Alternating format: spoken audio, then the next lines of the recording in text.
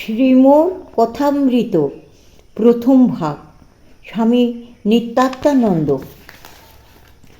আচার্য শ্রীমোর সংক্ষিপ্ত জীবনী। বিয়ে পড়িবার সময়ে 1873 খ্রিস্টাব্দ শ্রীমো শ্রী কেশব সেনের সম্পর্কিয়া ভগিনী শ্রীমতী নিকুঞ্জ দেবীকে বিবাহ করেন। পরবর্তীকালে শ্রীমোর ধর্মপত্নীও ঠাকুর ও মায়ের বিশেষ স্নেহ, প্রীতি ও কৃপালাভে ধন্যা হন। নানা কারণে অধ্যয়ন শেষ হইবার পূর্বেই শ্রীমোকে কর্মস্বীকার করিতে হয়। সর্বপ্রথম কিছুদিন তিনি কাজ করেন এক ব্রিটিশ সৌদাগরী আপিসে। তাহার পর তিনি শিক্ষাব্রত গ্রহণ করেন। ইহাই ছিল তাহার জন্মগত কর্ম।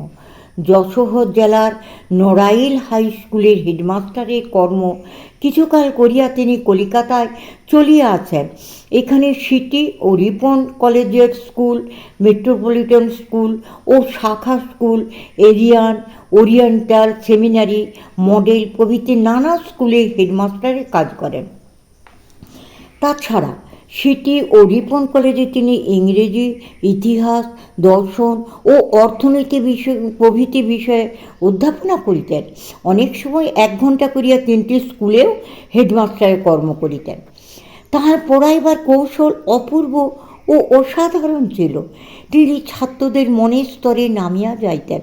তারপর ধীরে ধীরে প্রীতির সহিত তাহার ভিতর জ্ঞান প্রবেশ করাইতেন।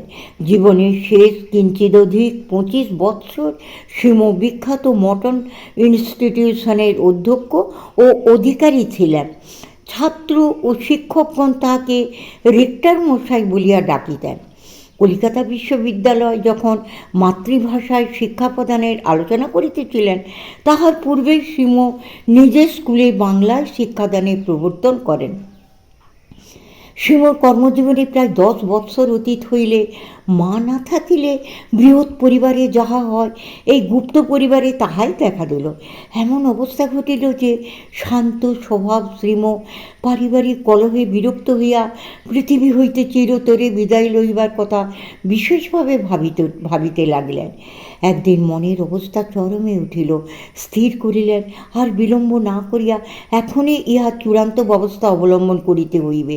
সেই দিন ছিল শনিবার। রাত্রি 10টার পর গৃহত্যাগ করিতে প্রস্তুত হইলেন। সহধর্মিণী শ্রীমতী নিকুঞ্জ দেবী উহা বুঝিতে পারিয়া তাহাকে একা না ছাড়িয়া সঙ্গিনী হইলেন। অপরের অজ্ঞাতে উভয়েই রাজপথে বাহির হইয়া পড়িলেন। একখানা ঘোড়ার গাড়ি করিয়া তাহারা শ্যামবাজার পৌঁছিলে গাড়ির একটি চাকা ভাঙিয়া যায় ডাক্তার কালীর বাড়ির কাছে। তাহারা নিকটে এক বন্ধুর বাড়িতে আশ্রয় লইতে বাধ্য হইলেন।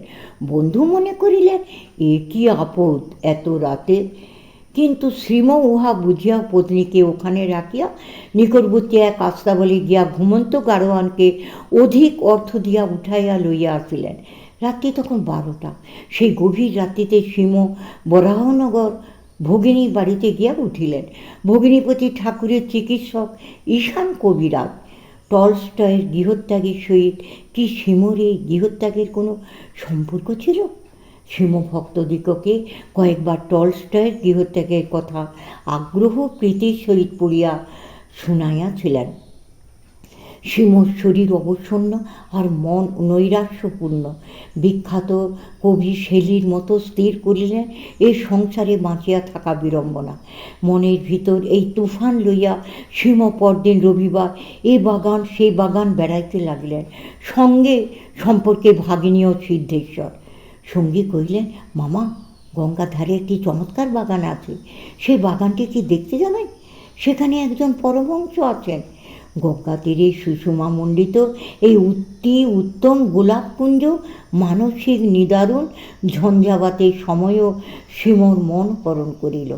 শ্রীমো ফুল দেখিতেছেন, ফুল শুঁকিতেছেন আর ভাবিতেছেন, আহা কি সুন্দর ফুল। সন্ধ্যা হয় শ্রীমো আসিয়া ঠাকুর ঘরের বাহিরে দাঁড়াইলেন বারান্দায়।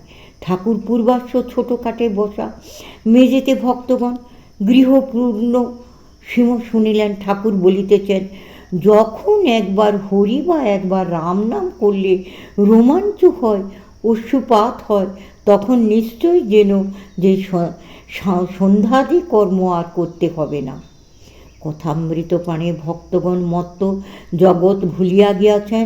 শ্রীম ভাবিতে লাগিলেন, সুখদেব যেন গঙ্গা তীরে ভাগবত কথা কহিতেছেন, কিংবা শ্রী চৈতন্য বুঝি ঈশ্বর পুরীধামে অন্তরঙ্গ সঙ্গে ভগবত নাম গুণ কীর্তন করিতেছেন। শ্রীম অনুভব করিলেন এখানে সর্বতীর্থের সমাগম হইয়াছে। কি সুন্দর স্থান, কি সুন্দর মানুষ, কি সুন্দর কথা। এখান থেকে নড়তে ইচ্ছা হচ্ছে না। আরতির পর ঠাকুরবাড়ি দর্শন করিয়া আসিয়া শ্রীম ঠাকুরের ঘরে উপস্থিত হইলেন। ঠাকুর শ্রীমকে বসিতে বলিলেন আর তাহার পরিচয় লইলেন। ইহারে ভিতর ঠাকুরের মন যেন ভিতরে কে টানিতেছে, যেমন মাছ টানে বড়শি। ঠাকুর ভাব সমাধিতে প্রবেশ করিতেছেন। দু একটা কথার পর শ্রীম প্রণাম করিয়া বিদায় লইলেন। কিন্তু ভাবিতে লাগিলেন, এ সৌম্য কে, যাহার কাছে ফিরিয়া যাইতে ইচ্ছা হইতেছে? শ্রীমর শরীর চলিয়াছে বরানগর, কিন্তু